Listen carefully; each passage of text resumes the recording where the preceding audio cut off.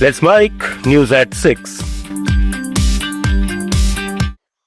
Google के CEO सुंदर पिचाई ने कहा है कि एआई के लाभों को दुनिया भर के हर व्यक्ति और हर जगह तक पहुंचाने में अमेरिका भारत साझेदारी बहुत महत्वपूर्ण भूमिका निभाएगी। नई दिल्ली में एआई इम्पैक्ट समिट में सुंदर पिचाई ने भारत और अमेरिका के बीच पैक्स सिलिका डिक्लेरेशन की साइनिंग सेरेमनी में कहा कि पैक्स सिलिका का फोकस सप्लाई चेन सुरक्षित करने और अहम तकनीकों में वाणिज्यिक साझेदारी को बढ़ावा देने पर है। पिचाई ने इसे ऐतिहासिक क्षण बताते हुए यूएस और इंडिया को बधाई दी। Systems, this initiative will significantly expand the digital trade routes and serve as a literal bridge between our two countries. Of course, none of this would be possible without stable supply chains built on a foundation of shared trust. Products, subsea cables, AI hubs are all dependent on a complex flow of goods and components across borders.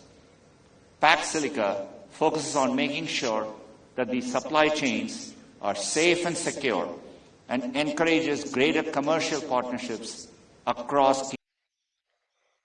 भारतीय share बाजार शुक्रवार को हरे निशान पर बंद हुआ। Sensex 316 अंक चढ़कर 82,815 पर पहुंच गया, यानी 0.38% की बढ़त। निफ्टी 117 अंक ऊपर 25,571 पर बंद हुआ, जो 0.46% की मजबूती दिखाता है। बाजार ने दिन की शुरुआत में गिरावट देखी, लेकिन बैंकिंग, कैपिटल गुड्स और एफएमसीजी जैसे सेक्टरों में खरीदारी से रिकवरी हुई। हालांकि आईटी शेयरों में थोड़ा दबाव रहा। एनटीपीसी और एलएनटी जैसे स्टॉक्स में 2 से 3% तक उछाल आया। अमेरिका ईरान तनाव और ग्लोबल अनिश्चितता के बावजूद निवेशकों का भरोसा बना रहा, जिससे बाजार हफ्ते के आखिरी दिन मजबूती के साथ बंद हुआ। शुक्रवार को सोने और चांदी की कीमतों में तेज उछाल देखा गया। एमसीएक्स पर अप्रैल डिलीवरी वाला सोना 1.13% चढ़कर 1,56,568 रुपये प्रति 10 ग्राम पर पहुंच गया।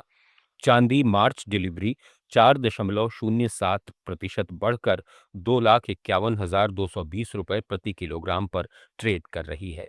दिल्ली में 24 कैरेट सोना 1,54,520 रुपये और चांदी 2,41,660 रुपये पर बिक रही है।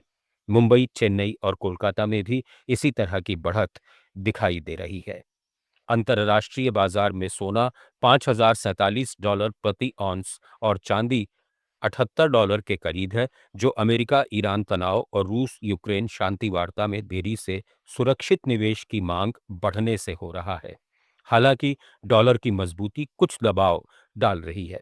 गोल्ड ईटीएफ और सेंट्रल बैंक खरीदारी भी इस रैली को सपोर्ट कर रही हैं। भारतीय बैंकों की तीसरी तिमाही में कमाई में अच्छा सुधार हुआ है। सिस्टमैटिक्स ग्रुप की रिपोर्ट के अनुसार नेट इंटरेस्ट इनकम में बढ़ोतरी, कम स्लीपेज, बेहतर रिकवरी और फीस आय से लाभ प्राप्ति मजबूत हुई, जिससे सेक्टर में स्थिरता बनी रही। कोर इनकम की मजबूत ग्रोथ और एसेट क्वालिटी में सुधार से बैलेंस शीट पर दबाव कम हुआ, जबकि मार्जिन में तिमाही आधार पर बेहतरी आई। आगे भी लाभ कायम रहने की उम्मीद है, क्योंकि एडवांसेस में अच्छी वृद्धि, जमा दरों के रीप्राइसिंग से ब्याज खर्च में कमी और सीआरआर के कम रिजर्व से फायदा मिलेगा। हालांकि इंफ्रास्ट्रक्चर सेक्टर का प्रदर्शन कमजोर रहा है।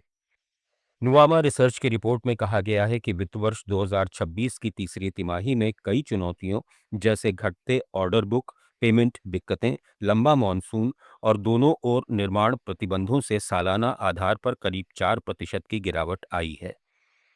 शीर्ष 14 सूचीबद्ध कंपनियों की कुल आय में कमी आई है और ईबीआईटीडीए और पीएटी मार्जिन में भी करीब 40 बेसिक पॉइंट्स की गिरावट दर्ज हुई है। न्यूज एट 6 में फिलहाल इतना ही। बने रहिए लेट्स माइक के साथ। आप सुन रहे थे let's mike more than radio. Follow कीजिए हमें हमारे सोशल मीडिया प्लेटफॉर्म्स पर। It's time for news. It's time for more than radio. Presenting the first radio news app, Let's Mike. Let's Mike, a news-based app on your phone where you get to watch and listen news, talk shows, interviews, radio show podcasts.